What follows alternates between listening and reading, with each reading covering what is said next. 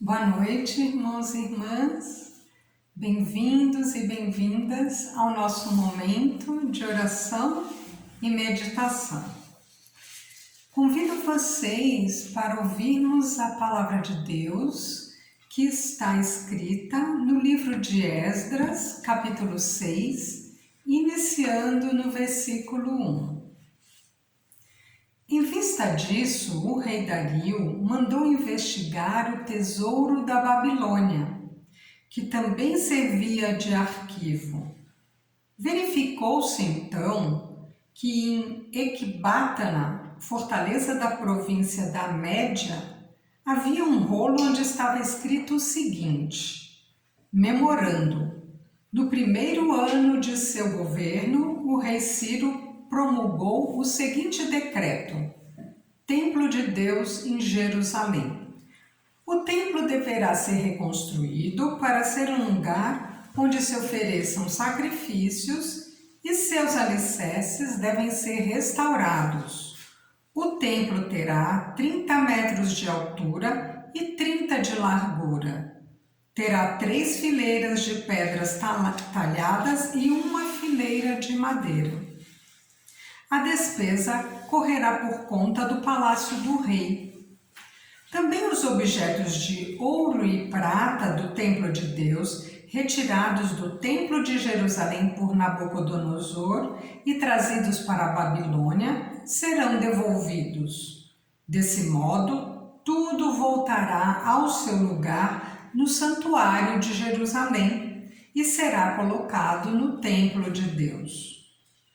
Agora, pois, Tatanai, governador da região ocidental do rio Eufrates, junto com Setar-Buzanai e os colegas e autoridades do território ocidental de Eufrates, afastem-se de lá.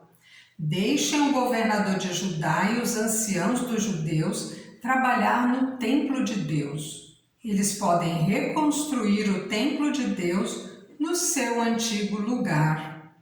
A respeito do trabalho que os anciãos dos judeus estão executando na reconstrução do templo de Deus, ordeno que se pague tudo o que esses homens gastarem, pontualmente sem interrupção, usando para isso as rendas reais dos impostos recolhidos na região ocidental do rio Eufrates. Todos os dias, sem falta, seja fornecido a eles o necessário para os holocaustos em honra do Deus do céu, isto é, bezerros, carneiros e cordeiros, e também trigo, sal, vinho e óleo, conforme os sacerdotes de Jerusalém pedirem. Desse modo, eles poderão oferecer ao Deus do céu sacrifícios de odor agradável, e que eles rezem pela vida do rei e de seus filhos. Se alguém desrespeitar o que está nessa carta, ordeno que seja tirada de sua própria casa uma viga de madeira que será fincada no chão para que a pessoa seja nela enforcada.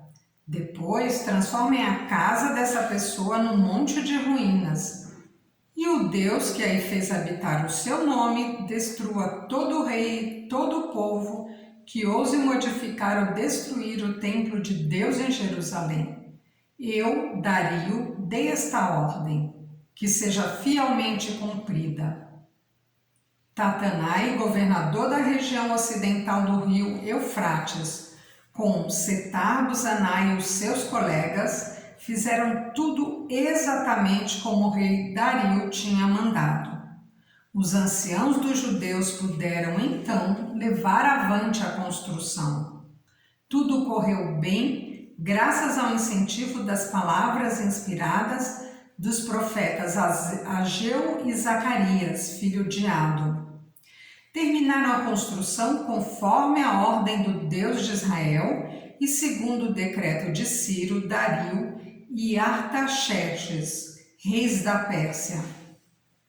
Terminaram a construção no dia 3 do mês de Adar, no 6º ano do reinado de Dario.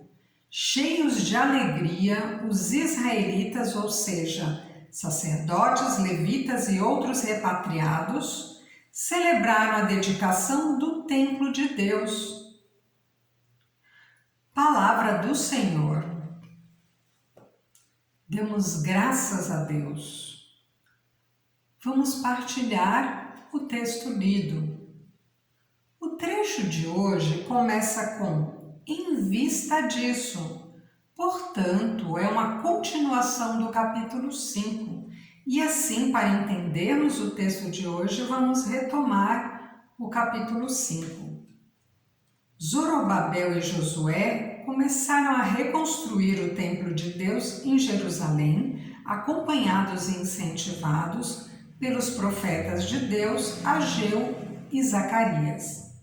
Porém, o governador da região ocidental do rio Eufrates, Tatanai, e outras autoridades questionaram Zorobabel e Josué sobre quem lhes dera permissão para reconstruir o templo e quem eram os homens responsáveis por essa construção.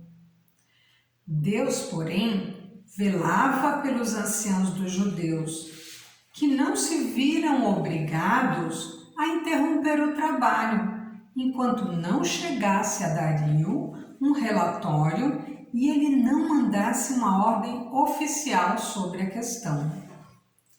E agora chegamos ao capítulo 6, que diz: em vista disso, o rei Dario mandou investigar o tesouro da Babilônia, que também servia de arquivo.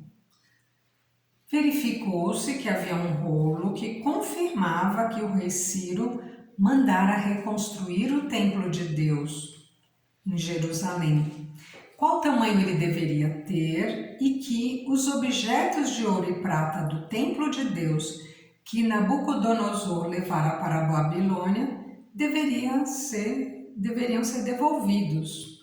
Tudo voltará ao seu lugar no santuário de Jerusalém e será colocado no templo de Deus. O rei Dario ordena que Tatanai deixe o governador de Judá e os anciãos dos judeus trabalhar no templo de Deus e que eles sejam pagos com as rendas reais dos impostos. E todos os dias lhes seja fornecido o que for necessário para os holocaustos em honra do Deus do céu. E que eles rezem pela vida do rei e de seus filhos. Os judeus conseguiram terminar a construção do templo. Cheios de alegria, celebraram a dedicação do templo de Deus. Os judeus deportados, quando estavam no exílio, com a sua cidade e o seu templo destruídos, sem possibilidade de reconstrução, desejavam a reconstrução, mas havia quem quisesse impedi-los de reconstruir. Porém, a solução veio, e o que era impossível foi realizado por ordem do rei Dario e através dos anciãos judeus, conforme era a vontade de Deus. Muitos e muitas de nós olhamos para o estado de nossa sociedade, para o comportamento destrutivo das pessoas e consideramos que não há solução para a pandemia. E o desgoverno que impede o acesso às informações verdadeiras sobre prevenção do coronavírus e acesso à vacina para todas as pessoas, entre tantos outros graves problemas. Estamos todas sendo afetadas, seja emocionalmente, espiritualmente e ou materialmente. No que o nosso país está sendo transformado, está desfigurado, numa situação lamentável.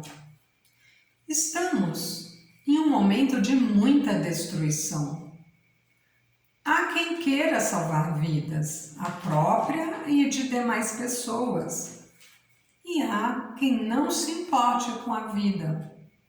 Há destruição nas festas e nas praias lotadas. Nesses encontros, não há relações saudáveis de amor, de vida, falta bom senso. Esse tipo de vida conduz a relações destrutivas, onde uma pessoa adoece a outra, pode matar a outra. Com a destruição de vidas, muitos lares ficam com o vazio de quem está hospitalizado, está na UTI ou fez sua passagem. É claro que manter distância das pessoas amadas causa um vazio existencial. Ao desafio de partilhar com quem amamos, apesar da distância, de formas novas. Percebemos nas pessoas sentimentos de tristeza, insegurança, medo, desesperança. A nossa fragilidade humana está exposta. Qual a vontade de Deus, Pai materno, nas nossas vidas, nesse tempo em que vivemos? Como podemos, cada um e cada uma, ser instrumentos da ação de Deus? Como podemos colaborar com a reconstrução?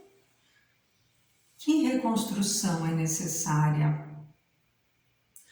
O Deus de amor nos chama a reconstruir. A reconstrução necessária passa por curar as feridas desse tempo difícil e usar os dons do Espírito que todas nós temos em prol da vida. Nas nossas orações, peçamos a Deus a graça da vida, o fortalecimento para viver a época atual com ações que mantenham a vida. Nossas relações precisam estar pautadas no valor da vida.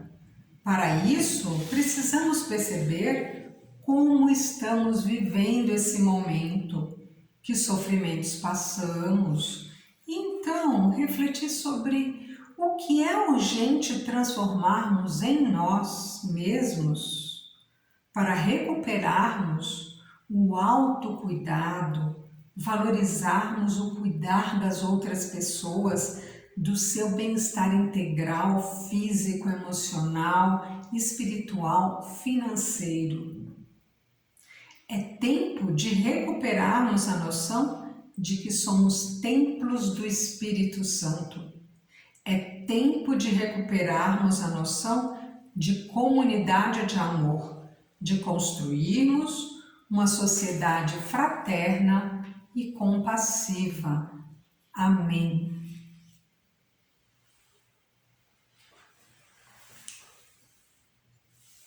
Nesse instante, faremos a oração da campanha da Fraternidade Ecumênica de 2021. Deus da vida, Deus da justiça e do amor, nós te bendizemos pelo dom da fraternidade e por concederes a graça de vivermos a comunhão na diversidade. Através desta campanha da Fraternidade Ecumênica, ajuda-nos a testemunhar a beleza do diálogo como um compromisso de amor, criando pontes que unem, em vez de muros que separam e geram indiferença e ódio. Torna-nos pessoas sensíveis e disponíveis para servir a toda a humanidade, em especial aos mais pobres e fragilizados, a fim de que possamos testemunhar o teu amor redentor e partilhar suas dores e angústias, suas alegrias e esperanças, caminhando pelas veredas da amorosidade. Por Jesus Cristo, nossa paz, no Espírito Santo, sopro restaurador da vida. Amém. Amém. O Senhor nos abençoe e nos guarde. O Senhor faça resplandecer o seu semblante sobre nós e tenha misericórdia de nós. O Senhor sobre nós levante a sua face e nos dê a paz, agora e sempre. Amém. Amém.